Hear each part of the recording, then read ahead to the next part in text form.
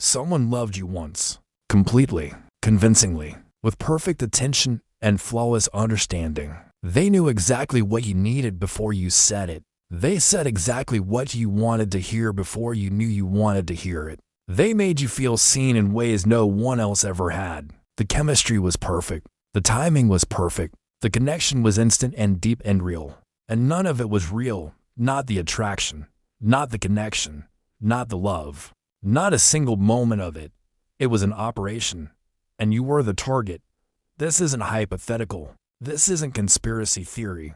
This isn't thriller movie fiction. This is documented Mossad tradecraft. This is operational intelligence methodology used for decades. This is happening right now. In your city, possibly to someone you know, possibly to you. There are people, right now, in relationships they think are genuine, with partners they think love them, building lives they think are real, who are actually intelligence targets in active operations. They go to bed every night with someone who's performing, who's reporting, who's extracting, and they have no idea. They feel loved. They feel secure. They feel like they finally found their person. And every single feeling is manufactured. Every moment of intimacy is operational. Every I love you is tradecraft. And here's what should make your blood run cold. You can't tell the difference. Not by feeling, not by intuition, not by any method you think you have for detecting deception. Because the operatives running these operations, they're not faking love badly. They're faking it perfectly. They're trained for years to do nothing else, to become someone's ideal partner, to create attraction that feels organic, to build trust that feels earned, to generate love that feels completely real. If you're in a relationship right now, if you've been in relationships before, if you're dating, if you're looking, you need to understand how this works. You need to see the framework. You need to know what lover strategy looks like from the inside. Not so you can protect yourself, because you probably can't, but so you understand how deep this goes, how sophisticated the deception is. How many people are living false lives with operatives who will never reveal themselves? Stay with me, because what I'm about to show you isn't just about Mossad. It's about every intelligence agency that's adopted this methodology. It's about corporate espionage using the same techniques. It's about the weaponization of intimacy at a scale you haven't considered. And once you see it, you'll never look at relationships the same way again. You think you'd know if someone was faking attraction to you. That genuine desire can't be performed. The real connection can't be manufactured. That love, actual love, has a quality that can't be replicated through training or technique or operational discipline. You think chemistry is organic, that it either exists or it doesn't, that you can feel when someone's really attracted to you versus when they're pretending, that your instincts would catch the performance, that something would feel off, that you'd sense the inauthenticity even if you couldn't name it specifically. But Mossad has been training operatives to fake love so convincingly that targets marry them, have children with them, build entire lives with them, for years, sometimes decades. Never suspecting, never having a moment of doubt, never feeling like something's wrong. The performance is that perfect. The deception is that complete. The false intimacy is that convincing. This isn't amateur acting. This isn't someone pretending to like you on a first date. This is professional-grade emotional manipulation delivered by people who've been selected for psychological capability and trained extensively in relationship simulation. They study attachment theory. They learn sexual psychology. They practice vulnerability performance. They're taught how to mirror desires, how to create dependency, how to generate feelings that you'll interpret as love while they experience as operation. And it works, not occasionally, not on careless targets, on everyone, on careful people, on suspicious people, on intelligence professionals who should know better. Because the training accounts for suspicion. The methodology includes managing doubt. The operation is designed to survive scrutiny. They're prepared for you to question. They're ready with responses that deepen trust instead of breaking it. You think your gut would tell you that you'd feel the disconnect between what they're saying and what they're feeling. But there is no disconnect, because their method acting at the highest level. They are not thinking I need to pretend to love this person so I can extract intelligence. They're thinking I love this person while knowing operationally that they don't. The emotional performance is real in the moment of delivery. The feelings are false, but the expression is genuine. And your instincts can't separate those layers. They make themselves believe it while they're with you. That's the training. That's the technique. Feel it in the moment. Deliver authentic emotional presence, then report it clinically afterward. Compartmentalize completely. Be the loving partner. Then be the intelligence officer filing reports on the target's vulnerabilities. Switch between identities so seamlessly that the target never sees the seam, never catches the transition, never suspects that the person making love to them is the same person cataloging their security clearances. You think you'd know, you wouldn't. That's the whole point. That's why the strategy works. That's why it's still being used. Because no one knows, not while it's happening, not until the operation ends, and sometimes not even then. They're not targeting attractive people. They're not looking for the most desirable people on dating apps. They're not running operations on celebrities or influencers or people who could have anyone they want.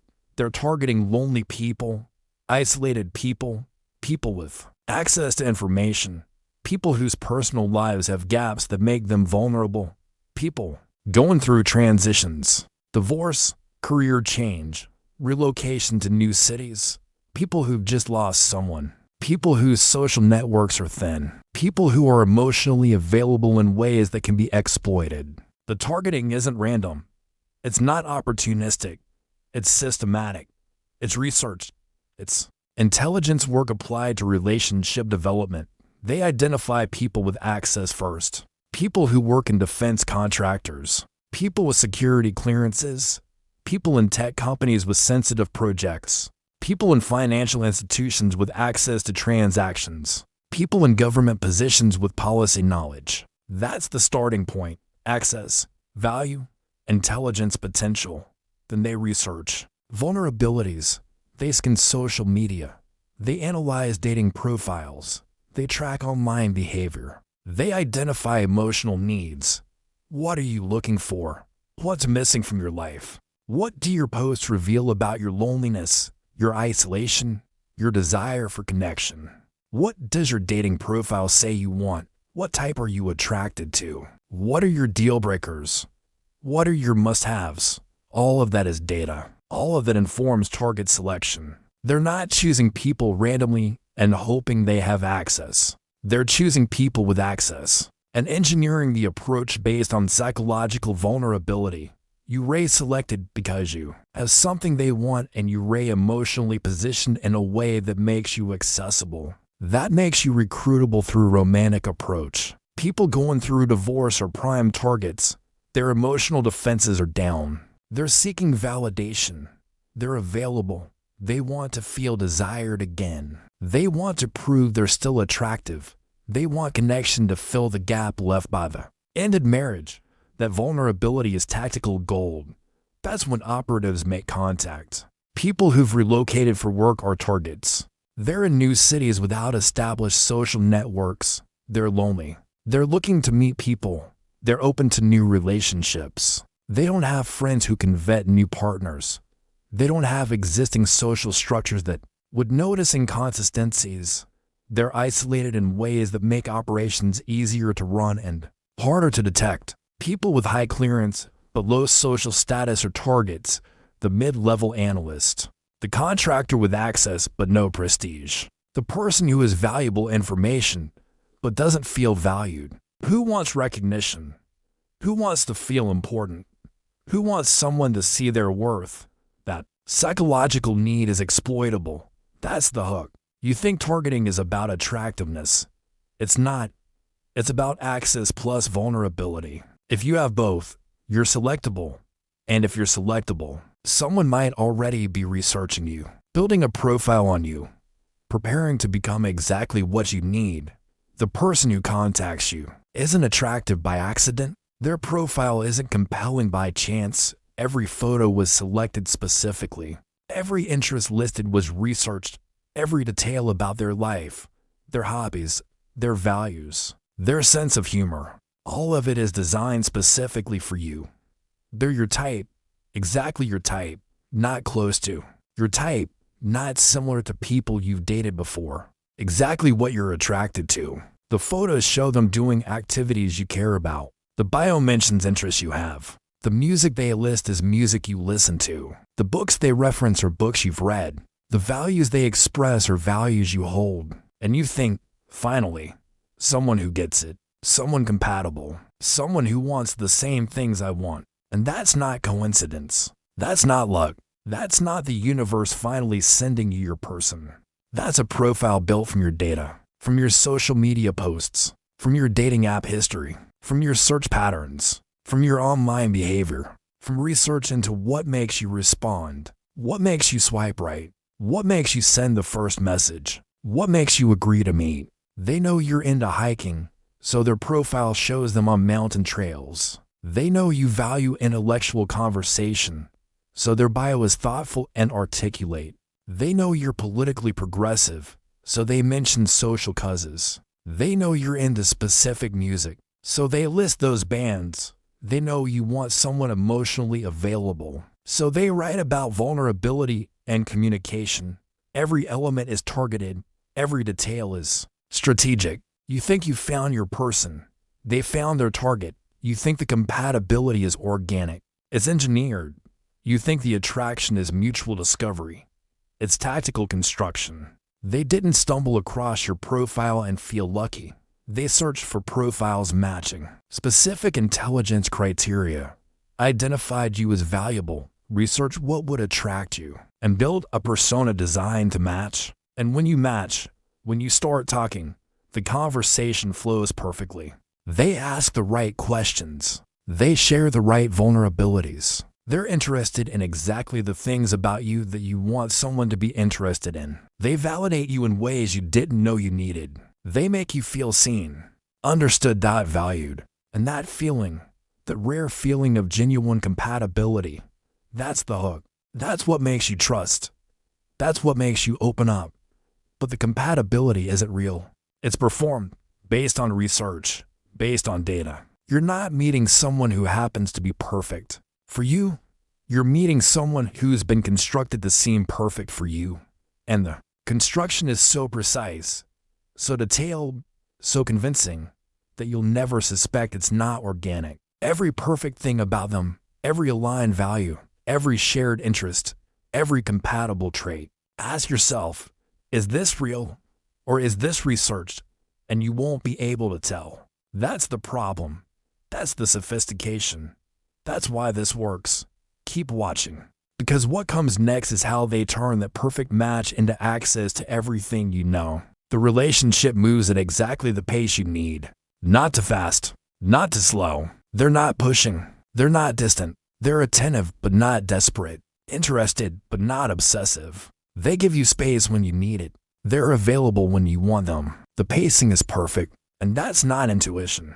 That's training. They're reading you constantly, calibrating their behavior based on your responses. When you pull back slightly, they give you room. When you lean in, they match your energy. When you're stressed, they're supportive but not intrusive. When you're available, they're present. They're mirroring your attachment style, adapting to your pace, creating the exact relationship dynamic that makes you comfortable, that makes you trust, that makes you fall. And they remember everything, every detail you mention casually, every story you tell, every preference you express. They remember your coffee order. They remember that story about your childhood pet. They remember your mom's name. They remember you don't like cilantro. They remember you had a big meeting on Tuesday. They ask how it went. They follow up on things most partners would forget. And that attention, the care, the demonstration of really listening, it makes you feel valued. Makes you feel like finally someone actually sees you. Except it's not memory. It's documentation. They're taking notes, literally, after every conversation, every date, every interaction. They're logging details. What you said, what you revealed, what you care about, what makes you anxious, What makes you happy? They're building a psychological profile, a map of your emotional landscape, so they can navigate it perfectly, so they can say the right thing at the right time, so they can be exactly what you need in every moment. They ask about your day, about your work, about your frustrations, and you tell them because they seem genuinely interested, because they ask follow-up questions, because they remember what you told them last week and they're curious about how it developed. You're having normal relationship conversations, sharing your life.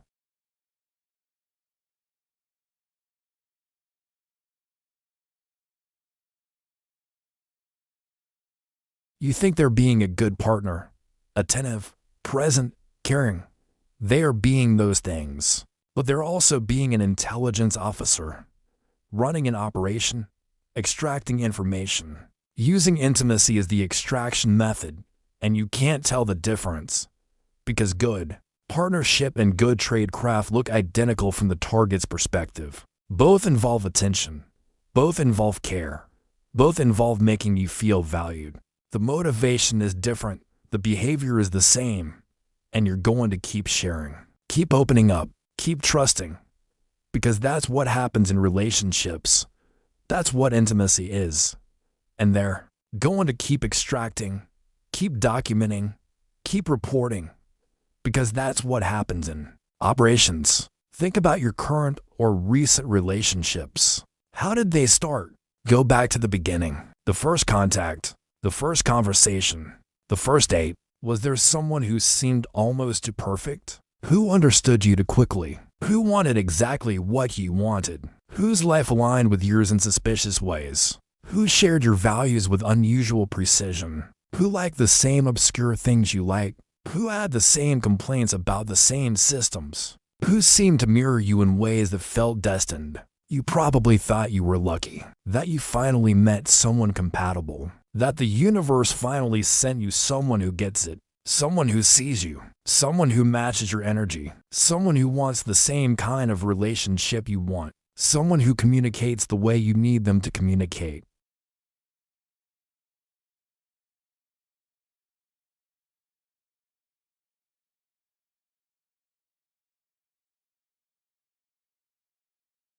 Maybe everything about them that attracted you was designed to attract you. Maybe the perfect compatibility was engineered. Think about how they talk about their work. Are they vague in ways that seem normal? Do they travel for reasons that make sense but that you've never fully verified? Do they have gaps in their history that they explain plausibly but not completely? Do they ask about your work in ways that feel like normal partner interest, but that focus consistently on specific details? Details about access, about security, about protocols, about who knows what, about what information lives where. Think about the pacing of your relationship. Did it move smoothly? Did they always seem to know when to push forward and when to hold back? Did they navigate your boundaries perfectly? Did they seem to understand your attachment style without you explaining it? Did they give you exactly what you needed emotionally at exactly the right times? That could be compatibility. That could be emotional intelligence. Or that could be training. That could be an operative who knows how to read targets, how to pace operations, how to build trust systematically. Think about what you've told them, about your work, about your clearances, about your projects, about your frustrations with security protocols, about the inefficiencies in your workplace, about who has access to what, about what information you handle, about what you know. You told them because they're your partner, because you trust them, because you need to vent, because sharing your day is what partners do. But what if they're not just your partner? What if they're also your handler? What if every intimate conversation was also a debriefing? You can't tell the difference between perfect compatibility and perfect targeting, between genuine interest and operational extraction, between a partner who cares and an operative who's working. The behaviors are identical. The feelings are the same. You feel loved either way. You feel seen either way. You feel connected either way. So you're left with doubt about relationships you thought were real, about people you thought you knew, about love you thought was genuine, and that doubt, that uncertainty, that's permanent now. You can't go back to trusting naturally. You can't stop wondering if the person who knows you best is actually someone else entirely. If you're still watching, you're probably thinking about someone specific, a relationship that felt good, that moved smoothly, that seemed destined, where everything just worked, where the chemistry was instant, where the compatibility was perfect, where you felt understood in ways you'd never felt understood before. And now you're wondering if it was real. Now you're scanning back through the relationship looking for signs, looking for inconsistencies, looking for moments that might have been performance instead of genuine feeling, and you're finding things, small things, things you dismissed at the time, things that felt slightly off but not off enough to question, and now you're questioning everything. But here's what should terrify you more than the doubt. More than the uncertainty about whether your relationship was genuine or operational. Most people targeted by this strategy never find out. They never get the reveal. They never learn the truth. They live entire lives with operatives. They marry them. They have children with them. They grow old with them. They build mortgages and retirement plans and shared histories. And the operation never ends. The performance never breaks. And they die never knowing the person they loved wasn't real. Because some of these operations don't have exit strategies. Some of them are designed to run for decades. As long as the target has access, as long as the intelligence is valuable, the operative commits completely. They don't just fake the relationship for a few years and disappear. They become the relationship. They live the cover until the target retires or dies or loses access. And if that takes 30 years, they commit to 30 years, to a lifetime of performance, to children they're raising as operational cover, to a spouse they're deceiving every single day. And the target never suspects. How could they? They have decades of shared life. They have children who are proof of commitment. They have families that know each other. They have joint bank accounts and shared property and integrated lives. Every marker of authenticity is there. Every sign of genuine commitment is present, except one person in the relationship is living a complete lie and will continue living it forever until they physically cannot continue the operation. That's not a movie plot.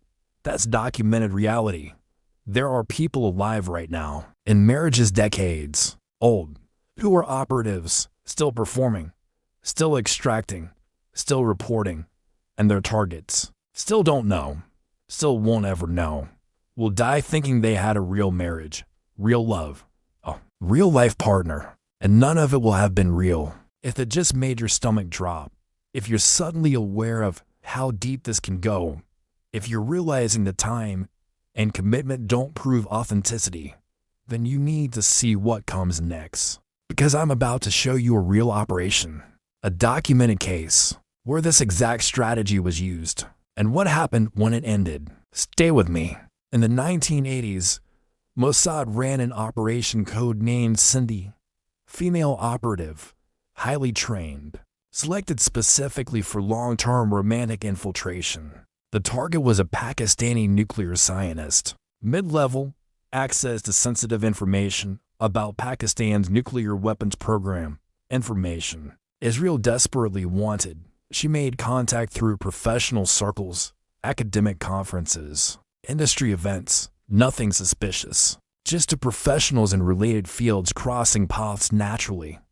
She was charming, intelligent, attractive, interested in his work, asking smart questions, showing genuine curiosity about nuclear physics, and he was flattered, lonely, isolated by the nature of his work, by the security restrictions, by the secrecy. And here was someone who understood, who was interested, who made him feel seen. The relationship developed over 18 months. Slowly, naturally. She didn't push. She let him pursue. She created the conditions where he felt like he was winning her over, like he was earning her interest, like the relationship was his idea, his achievement, and he fell completely. Told his colleagues he'd found someone special, introduced her to friends, talked about a future together, and she was perfect, supportive, understanding, patient with his work schedule, patient with his travel, patient with the secrecy he couldn't explain.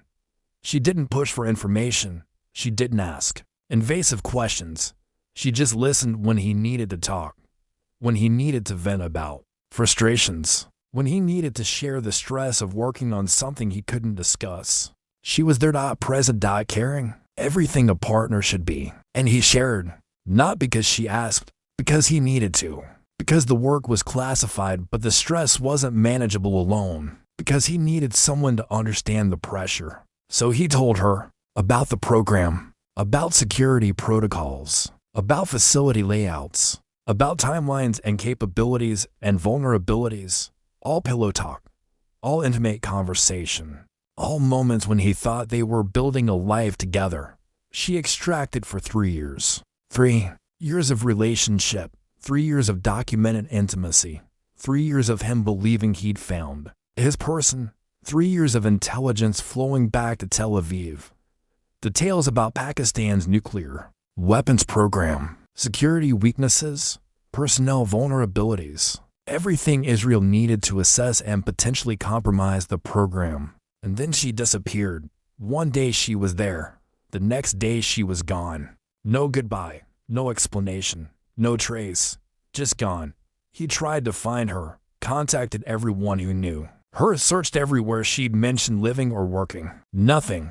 She'd vanished. Because the operation was complete.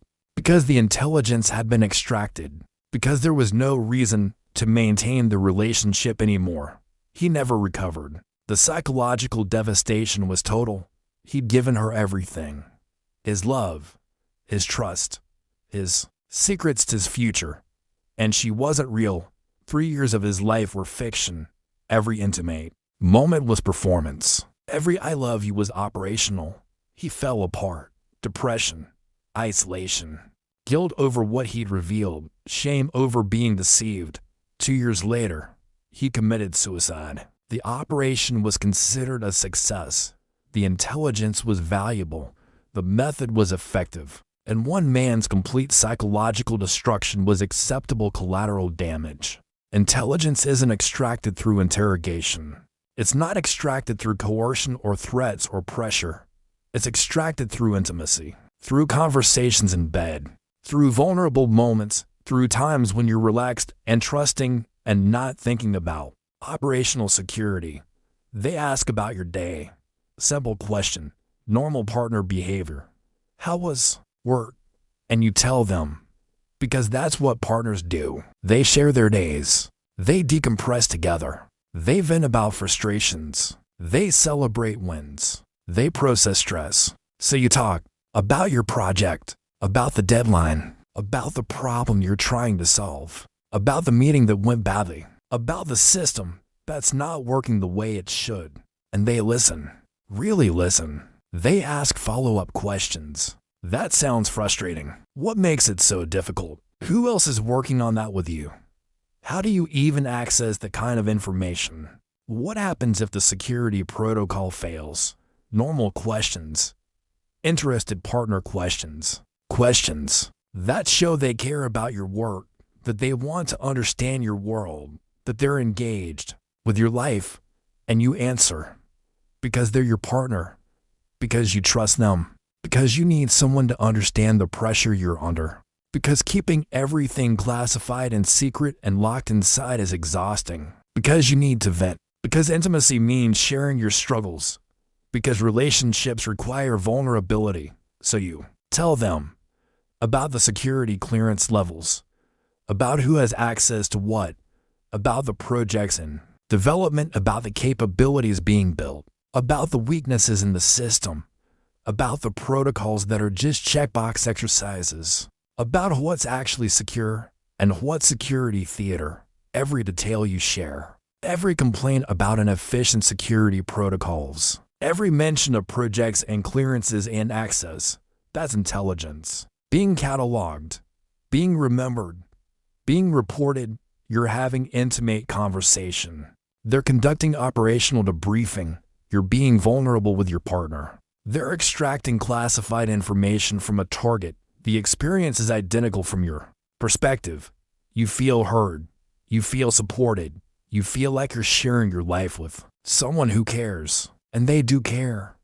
About the intelligence. About maintaining your trust. About keeping you talking. About extracting every piece of valuable information you have access to. Not about you. Not really. You're the target. The relationship is the operation. The intimacy is the extraction method. And it works because it doesn't feel like extraction. It feels like love. It feels like partnership. It feels like finally having someone who understands the pressure you're under. You're not being interrogated. You're being loved. And the love is the interrogation.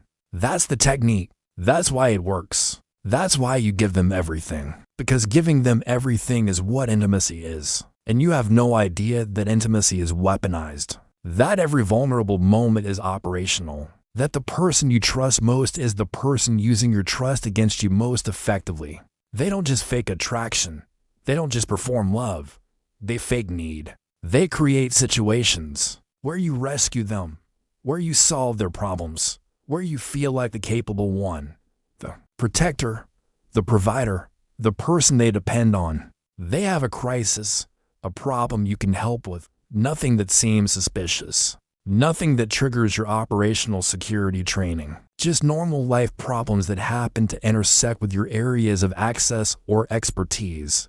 Their visa application is complicated. Their background check for a new job is taking forever. Their company security system is confusing. Their financial accounts got flagged. Their travel got restricted. Problems that a normal person might have. Problems that someone with your access could help resolve. Problems that make them seem vulnerable, that make them need you, and you help, because that's what partners do, because you have the capability, because you can make a few calls, because you can look into the system, because you can check on the status, because you can use your access to help someone you care about, and helping feels good.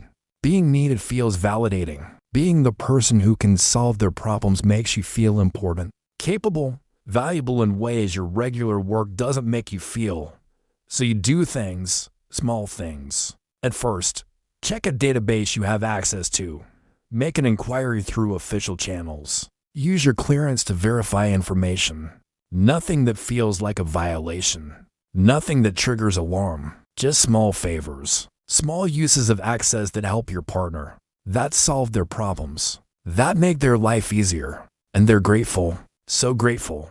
They tell you how much it means, how you're the only one who could help, how they don't know what they'd do without you. And that gratitude, the dependency, that role as their rescuer, it makes you even more invested, even more committed, even more willing to do things that serve the relationship. Like using your access again, like sharing restricted information to help them understand. Something like bending protocols because they really need this one thing. Like breaking rules because you're not betraying your country. You're helping your partner. You're supporting them. You're being there for them in their time of need. Except they don't actually need help. Their problems aren't real. Their crises are manufactured. Their dependency is performed. They're creating situations specifically designed to make you use your access, to make you comfortable breaking small protocols, to normalize using classified systems for personal reasons, to establish a pattern where you help them with things that require your clearance. Because once you've done it once you've broken protocol for them once, doing it again is easier. Doing it for bigger things is easier. The line has already been crossed. They don't need you. They need your access. They don't need rescue. They need you to feel like a rescuer. Because people who feel needed are people who keep helping. People who feel like protectors are people who keep protecting. And protecting them means giving them what they need, which is intelligence, which is access, which is everything you swore to keep secret. But you're not thinking about oaths. You're thinking about your partner. Who needs you? Who depends on you? Who you love. And love makes you compromise everything.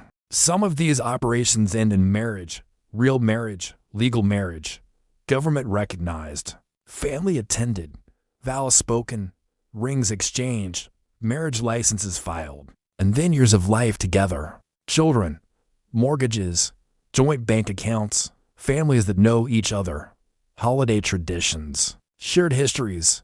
The operative commits completely to the cover, not for months, for years, for decades potentially.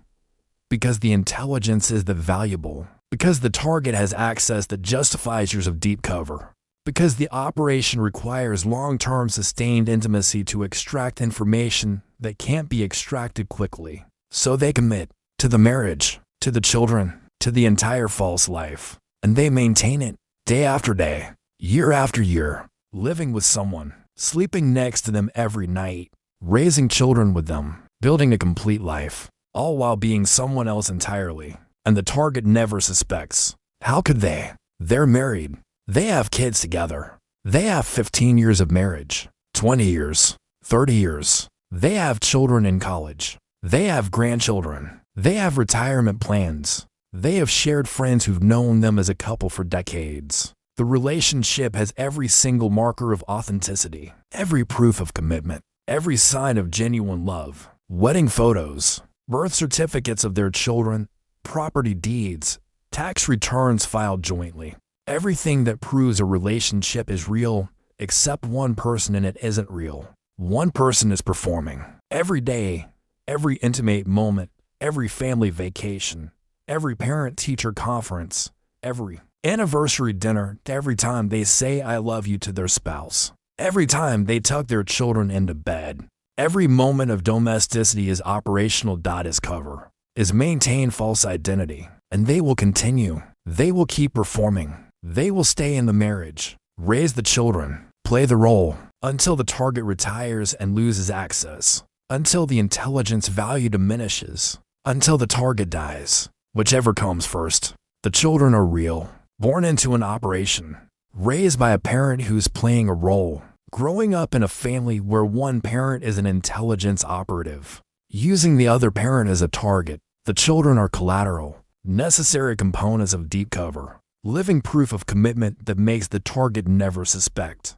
And the operative loves them, probably, in whatever way an operative can love while maintaining operational discipline. But the children exist for a reason, and that reason is making the operation believable. These marriages exist right now. Active operations, decades deep. People who think they have normal families, normal marriages, normal lives, and one person in that family is reporting everything, documenting everything, extracting everything, using the marriage as cover, using the children as proof, using decades of shared life as the ultimate alibi, and the target wakes up every morning next to someone they trust completely, someone they've built a life with, someone who's been lying to them every single day for 20 years. And they have no idea, no suspicion, no doubt, just love, just trust, just the absolute certainty that their marriage is real. It's not, and they'll probably never find out. That's the worst part. Most of these operations never get revealed. The operative dies in role. The target never learns the truth, lives their whole life thinking the marriage was genuine, thinking the love was real, never knowing they were an operation. This operation type has a formal name in Mossad training. Love or strategy, not a code name for one operation, a category, a methodology, a systematized approach to intelligence collection through romantic relationships. It's taught as advanced operational tradecraft, not to all officers, not to everyone who joins Mossad, only to those selected for deep cover romantic operations. The selection process for this training is rigorous. They're looking for specific psychological profiles, people who can compartmentalize completely, who can maintain false intimacy for years without breaking, who can perform love convincingly while feeling nothing, who can live double lives without the cognitive dissonance destroying them. Most operatives can't do this. Most people can't do this. But some can, and those are the ones who get trained. The training is extensive, years of preparation before deployment. They learn relationship, psychology, attachment theory, how different personality types bond, what creates attraction, what builds trust, what maintains long-term commitment. They study it academically, then they practice it operationally. Role-playing scenarios, simulated relationships, learning to fake emotions convincingly, learning to read targets, learning to adapt their persona to match what the target needs. They learn sexual technique not casually, formally, because physical intimacy is part of the operation, because sexual compatibility keeps targets bonded, because bedroom behavior reveals vulnerabilities, so they're trained in how to read sexual preferences, how to perform desire convincingly, how to use physical intimacy as an intelligence tool, how to make targets feel sexually fulfilled while extracting information during vulnerable post-intimacy moments. They're taught how to fake love convincingly, how to generate authentic seeming emotional responses, how to cry on command, how to express vulnerability that seems real, how to create moments of intimacy that feel genuine, how to make I love you sound true even when it's operational. This isn't amateur acting. This is method performance at the highest level. This is becoming the role so completely that even you half believe it while you're in it. They learn how to maintain performance for years, how to manage the psychological toll of living false intimacy, how to compartmentalize so the operative self and the cover self don't contaminate each other, how to be the loving spouse at home and the cold intelligence officer in debriefing, how to switch between identities seamlessly, how to prevent the performance from breaking even under stress, even during crisis, even when the target is suspicious, how to maintain cover until the operation ends or until you die,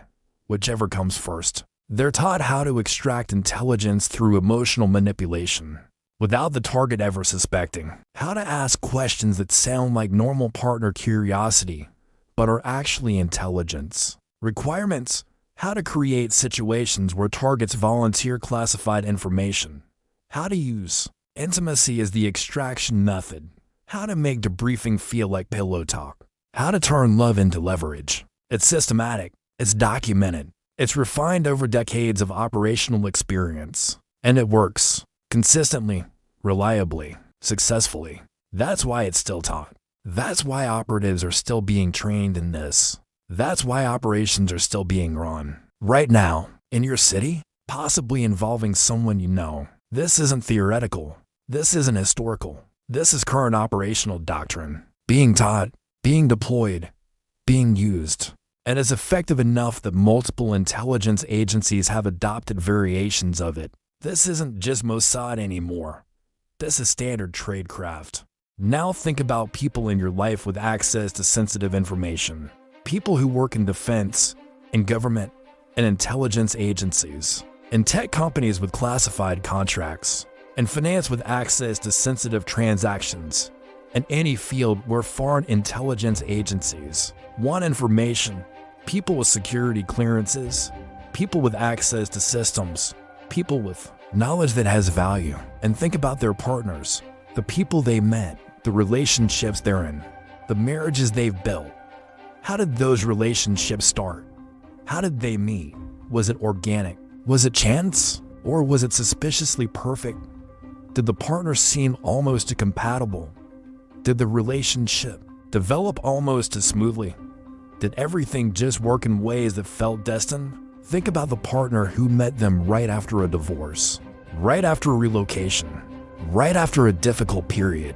Perfect timing, perfect positioning, perfect vulnerability. The partner who seemed to share every important value, who wanted exactly what they wanted, who understood them in ways that felt rare, who made them feel seen. Was that luck? Was that compatibility? Or was that targeting? Think about the partner who's always interested in their work, who asks good questions, who remembers details, who follows up on projects, who seems genuinely engaged with their career. That's normal partner behavior. That's what supportive relationships look like, but it's also what intelligence extraction looks like.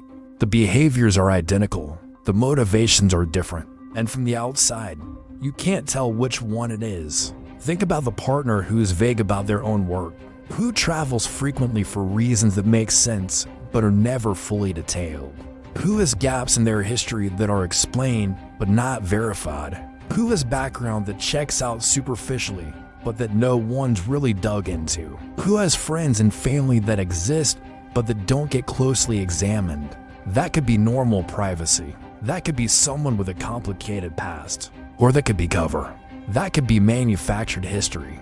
That could be operational background. Could any of them be operational? Could any of those partners be running lover strategy? You don't know. They don't know. Their friends don't know. Their families don't know. That's the entire point. The operation is designed to be invisible, to look exactly like a normal relationship, to pass every casual examination, to survive scrutiny from people who aren't specifically looking for operational indicators. And here's what makes this recognition so disturbing. You can't investigate, you can't accuse, you can't question without destroying the relationship. If you're wrong, if the person is genuine, suggesting they might be an operative destroys trust completely, ruins the relationship, ends the marriage, creates permanent damage. So even if you suspect, even if something feels slightly off, you probably won't say anything. You'll dismiss the doubt. You'll tell yourself you're being paranoid. You'll choose trust because the alternative is too destructive. And that's exactly what makes the strategy work. The social cost of suspicion is too high. The damage caused by accusation is too severe. So people choose to trust, choose to believe, choose to ignore small inconsistencies. And the operations continue, undetected, unchallenged, successful. Someone you know might be living with an operative right now, and they'll probably never find out. And you'll never know which relationships are real and which are operations. You'll just wonder die forever. When targets find out, when the operation is revealed, when they learn the person they loved was an operative, the psychological damage is catastrophic. It's not just betrayal. It's not just heartbreak. It's the complete destruction of their entire understanding of reality. Every intimate moment was performance. Every conversation was operational. Every I love you was tradecraft. Every time they made love, it was intelligence work. Every vulnerability they shared was extraction. Every moment they thought was genuine connection was calculated manipulation. Years of their life were fiction. The relationship they thought was the most real thing they'd experienced was completely fabricated from the beginning. And they can't compartmentalize it. They can't section off the fake parts from the real parts because there were no real parts. The entire relationship was operational. Every memory they have is contaminated. Every moment they cherished is now recontextualized as manipulation. They can't hold on to any piece of it. They can't say, well, at least this part was real because nothing was real. The whole thing, from first contact to the end, was an intelligence operation. And they were the target. The psychological devastation is total. It's not grief. Grief is what you feel when you lose someone real. This is different. This is discovering that the person you lost never existed. That you've been in love with a performance. That you've shared your life with a construct.